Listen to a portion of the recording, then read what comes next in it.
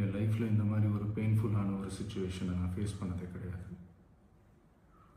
மனசு முழுக்க வலி வலி மட்டும்தான்.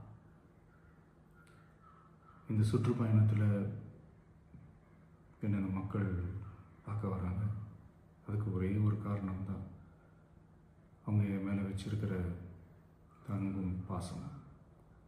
அந்த அன்புக்கும் பாசத்துக்கும் நான் எப்பவும் கடமைப்பட்டிருக்கிறேன். அதனால தான் இந்த சுற்றுப்பயணத்தில் மற்ற எல்லா விஷயங்களையும் தாண்டி மக்களுடைய சேஃப்டி, அதில் எந்த காம்ப்ரமைஸும் பண்ணிடக்கூடாதுன்றதுக்காக தான் அது என் மனசில் ரொம்ப ஆழமாக இருக்கும் அந்த எண்ணம். அதனால தான் இந்த அரசியல் காரணங்கள் எல்லாத்தையும் தவிர்த்துட்டு ஒதுக்கி வச்சுட்டு மக்களோட சேஃப்டி மட்டும் மைண்டில் வச்சுக்கிட்டு அதுக்கான இடங்களை சூஸ் பண்ணுறது, அதுக்கான இடங்களை பார்த்து பெர்மிஷன் கேட்குறது, போலீஸ் டிபார்ட்மெண்ட்டில் அதை ரிக்வெஸ்ட் பண்ணி கேட்போம். ஆனால் நடக்கக்கூடாதது நடந்துருச்சு. ஆனால் மனுஷன் தானே, அந்த நேரத்தில் அத்தனை பேர் பாதிக்கப்பட்டு இருக்கும்போது எப்படி அந்த ஊரை விட்டுட்டு என்னால் கிளம்பி வர முடியும்? நான் திரும்ப அங்கே போகணும்னு இருந்துச்சுன்னா அதை ஒரு காரணம் காட்டி அங்கே வேறு சில பதட்டமான சுச்சுவேஷன்ஸ், வேறு சில அசம்பாவிதங்கள் அந்த மாதிரி எதுவும் நடந்துடக்கூடாதுன்றதுக்காக தான் நான் அவாய்ட் பண்ணேன். இந்த நேரத்தில் சொந்தங்களை இழந்து தவிக்கிற அத்தனை குடும்பங்களுக்கும் என்னுடைய ஆழ்ந்த இரங்கலை தெரிவிச்சுக்கிறேன். எனக்கு தெரியும், என்ன சொன்னாலும் இது ஈடேயாகாதுன்னு எனக்கு தெரியும். ஹாஸ்பிட்டலில் ட்ரீட் பண்ணிகிட்ருக்கிற எல்லாருமே சீக்கிரமாக க்யூர் ஆகி வரணுன்றதை இந்த நேரத்தில் நான் வேண்டிக்கிறேன். கூடிய சீக்கிரமே உங்கள் எல்லாரையும் நான் சந்திக்கிறேன். இந்த நேரத்தில் எங்களுடைய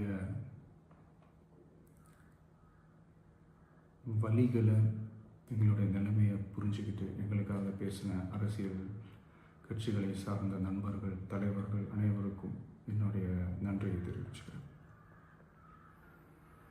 கிட்டத்தட்ட ஒரு 5 மாவட்டத்துக்கு பிரச்சாரத்துக்கு போனோம்.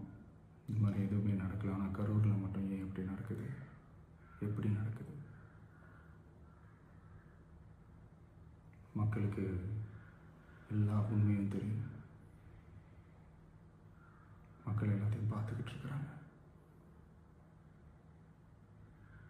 கரூரை சேர்ந்த அந்த மக்கள் அந்த உண்மையெல்லாம் வெளியில் சொல்லும்போது எனக்கு கடவுளே நேரில் வந்து இறங்கி அந்த உண்மைகள்லாம் சொல்கிற மாதிரி எனக்கு தோணுச்சு.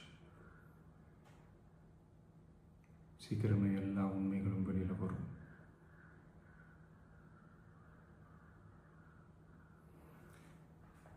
எங்களுக்கு தரப்பட்ட இடத்துல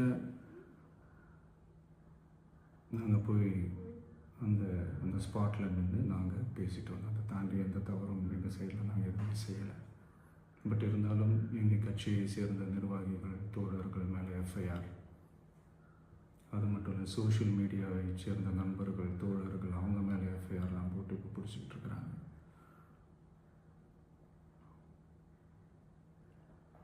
சிஎம் சார்,